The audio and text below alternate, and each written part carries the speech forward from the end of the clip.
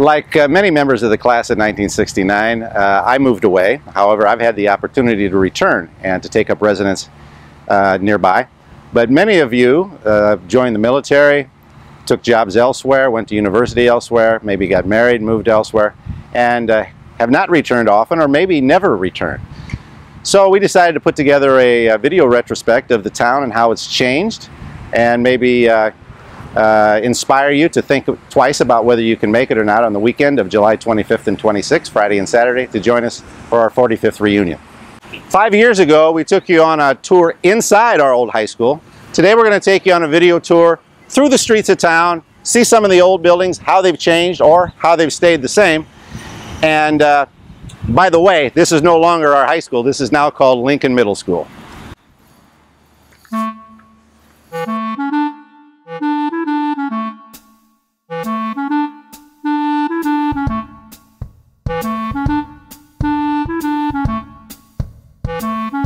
Here we are in Lusk Park. During our day, this was just a green area with a few gravestones. Obviously, it was named for the Lusk family who lived here hundreds of years, a couple hundred years ago. Now it's an official city park, replete with trash barrels and benches and such. In the back of the park, as some of you will remember, we had campouts that coincided often with slumber parties of some of our classmates. And we'd go to the slumber parties, some of the kids would sneak out and wind up partying here in the back of the park all night long. This used to be the smallest park in town, but now down the street on the corner of St. Louis and Randall, we have an even smaller park. Growing up, sometimes we didn't realize the history that was attached to our hometown. Maybe you remember Edwardsville is the third oldest city in the state of Illinois. Our city was named for Ninian Edwards, the first territorial governor. He built a home at the corner of Fillmore and East Vandalia on the property now occupied by St. Boniface Church. Ninian finally got his own statue not long ago. I'm sure our class would have come up with something creative for him around, say, Halloween. By the way, Preach is getting his own statue soon.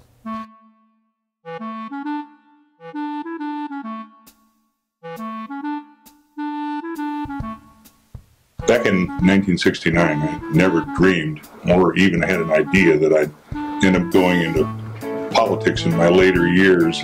I certainly never dreamed that I'd end up working out of an office from a building that I used to be involved in cleaning for a retailer.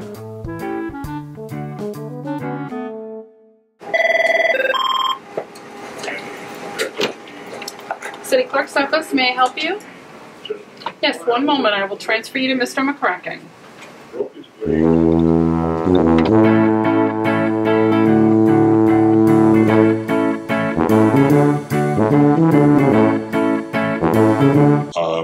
I was very kindly was appointed by Mayor at that time, Gary Niebuhr, to this position in April of 2007. I had to sit for re-election in 2000, 2 years later, in 2009, and then again in 2013. And this is probably where I'll finish out my career. This building became part of the city approximately 1989, when it was determined that the facility down on 400 North Main was inadequate to contain the city. Substantial amounts of money were invested in retrofitting this building. Of consequence and particular pride for me over the last 6-7 years is how much this community has changed, and hopefully most of it for the better.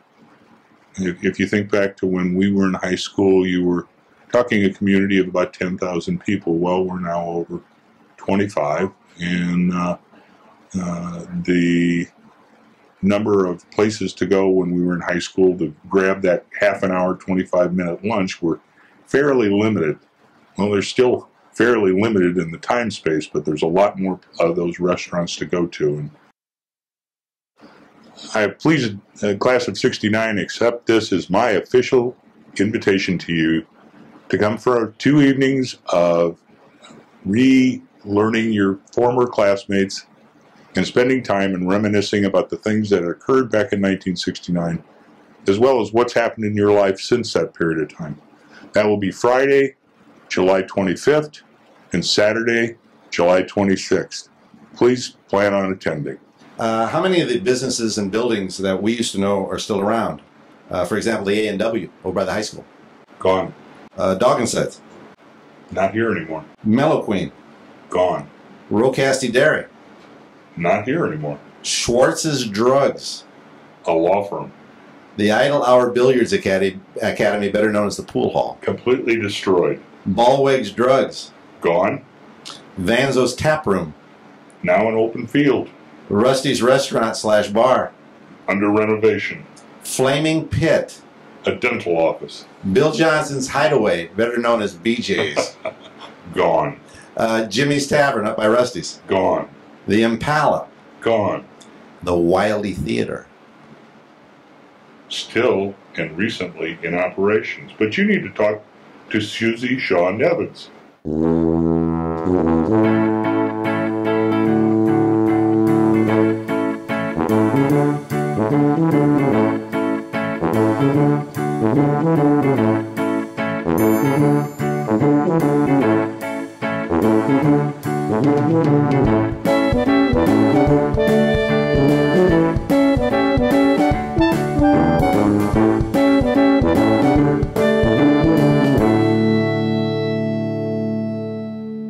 This is a wine barn here called Encore. And of course, they sell beer. You can get beer, you can get wine, you can get soda, and then take it into the theater if you don't want to get something from the regular concession stand.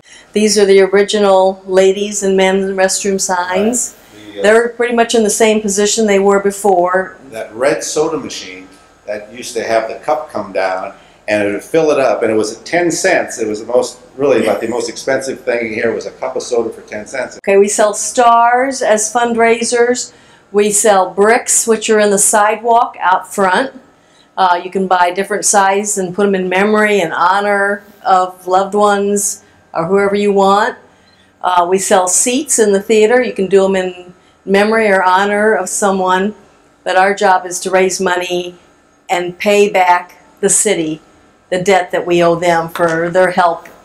This carpet was designed to match what was here many years ago. So it's custom made for the Wildey.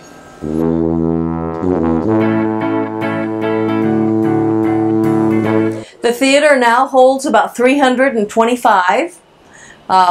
We've got a state-of-the-art sound system. We've had live productions. We've had documentaries. We show classic films, but we've got a beautiful sound system. It's become a very popular place to have weddings. But the very first wedding that we had here since we reopened the Wildey was Rich Mehring and Kathy Fleming. But we have weddings almost every weekend. So it's become a very popular place. We have banquet facilities on 2 different floors that'll hold up to 200, 250 people. We did have a lawyer, and he happens to be in our class. Ted Armstrong had his book signing here. It was completely sold out. It was beautiful. He brought in a grand piano. We had wonderful music. He gave a wonderful talk, signed his book. It was a wonderful event. Okay, the stage is plenty big. We've had live productions, we've had musicals here, we've had Christmas shows. Every year we do White Christmas. It's sold out. It's a sing-along. We sing with the movie on the big screen, and people love it. So we'll do that again this December 19th. New Year's Eve, we have a sellout crowd. It seems to change a little bit every year. It's getting more classier, maybe is not the right word, but everything's getting stepped up a little bit. And we've got the Robert Perry Band that's played for the last 3 years, and I think they're going to play again this year.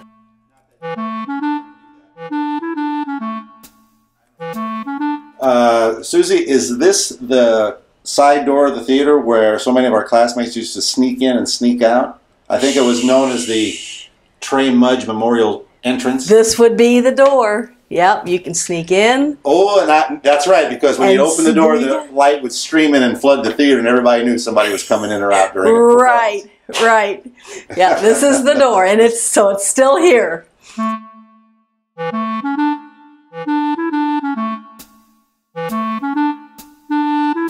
Well, with all these different activities that you've had here, why is it we don't have our high school reunion here. Well, you know, Mrs. Duffy, she kicked most of our class out of here and told us never to come back. That's true. But we are welcoming little by little. We're getting everybody back. Maybe our 50th we'll have here at the Wildie. Maybe. That would be fun. That would be great. Like many old American towns, the street names had a purpose. Troy Road went to Troy. St. Louis Street went to St. Louis. Hillsborough Avenue would get you to Hillsborough. Mill Street went to the planing mill.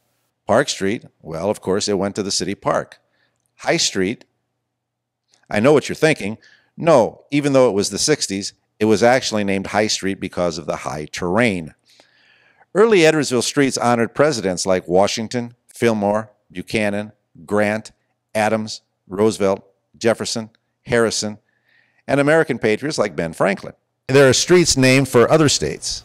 Kansas Street, Georgia Street, Florida Street, Minnesota Street. Many early street names were not all that creative. How long did it take to come up with J Street, or W Street, M Street, H Street? Those streets still survive. The long-vanished O Street was the site of the city's first settlement just past Rusty's. Of course, we had the number avenues, 1st, 2nd, 3rd, 4th, and 5th Avenues, not to be confused with 4th Street or 2nd Street, one block over from Main Street. Yes, like every small town, we had a Main Street. And back in those days, an uptown, downtown, and lower town, all within about 6 blocks. We had streets named for trees, flowers, famous colleges, and even someone named Irma. But even though Edwardsville and its sister community, Glen Carbon, have grown significantly, there's still a small town feel here, and much of what made this such a great place to grow up is still here. A lot has changed, but a lot remains the same. Let's take a look at some of the memories that survive. Remember ice skating at LeClaire Lake? Climbing and painting the water tower? The old YMCA? But in 1969, all streets led to many amazing adventures when Edwardsville was the center of our universe. Oh, here's the water tower on the corner of Troy Road and Longfellow across from LeClaire baseball field. People often ask what kind of kids go to high school today. Well, that's a good question, because if we look at our old water tower, there's not one piece of graffiti on the tower. Across the street here on the corner of Vandalia and Hillsborough, above that fence, in the back lot of Gene Bodie's house, there was always a big billboard, either for Rusty's or for Madison County Mutual. On the back side of that billboard was Gene Bodie's sign house, and we'd stay all night, camp out, and then of course not much sleeping went on. We'd leave and go carouse the town. But that was the famous sign house. Okay, we're standing here in the city park next to the library, and over to the right in the corner here you'll see where the Pizza King used to sit, favorite hangout for a lot of high school kids. Across the way there where CVS now is, that used to be the National Food Store with the parking lot in front, and to the left was a gas station, and all that prior to that was Bothman's automobile agency. St. Boniface Church over there expanded in the last several years. Behind it, St. Boniface School, which was not expanded. And then across the way there where you see physical therapy, that was the lumber yard. And then to the left of that was the Dairy Dell and the National Hall Bar. And that building was the original Czech Hall. And I believe, unless it's been sold, one of our classmates, Dodie Ladd, is the owner, or was the owner. And then we have the city library with the famous statue in front.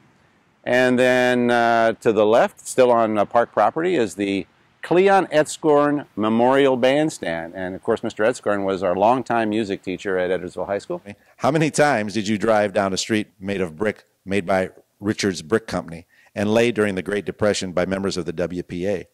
Those brick streets are still here, and this part of town is now known as the Brick Street District, a National Historic Landmark. The 90th Meridian, 1/4 the way around the world, runs right through Edwardsville, right down, what else? Meridian Road. Of course, we knew the road by a different name, the 7 Dips. I'm sad to report that the dips have been graded, but many stories remain of classmates driving full speed down this road to experience their cars leaving the ground, airborne for a few seconds, before crashing back to earth, only to do it again 6 more times before reaching Highway 159. Remember summer nights when the main activity was cruising from Rocassie Dairy to Dog and Suds and back again?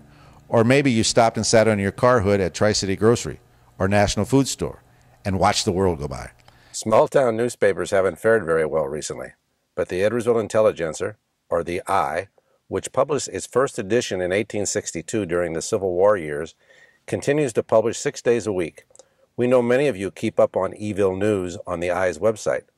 Unfortunately, the obits seem to be our first stop these days.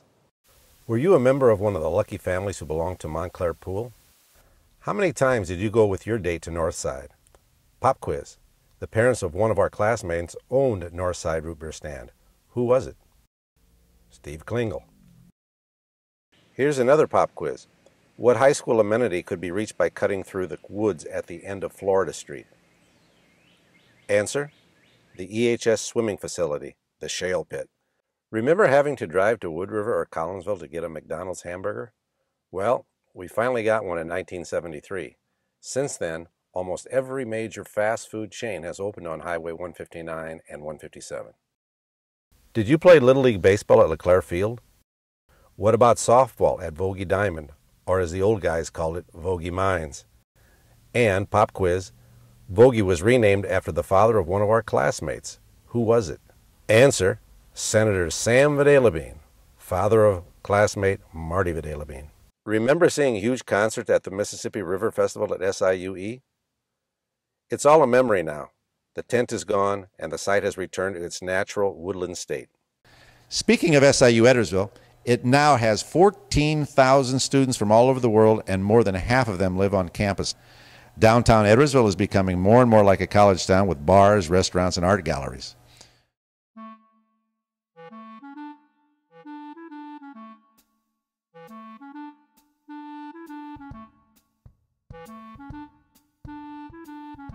I met Alan Campbell in junior high. He came from LeClaire and I came from Columbus, and we met in junior high.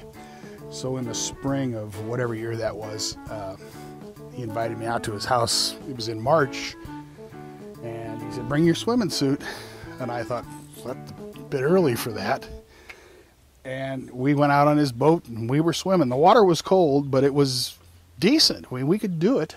And we would tow ourselves behind the boat on a piece of plywood.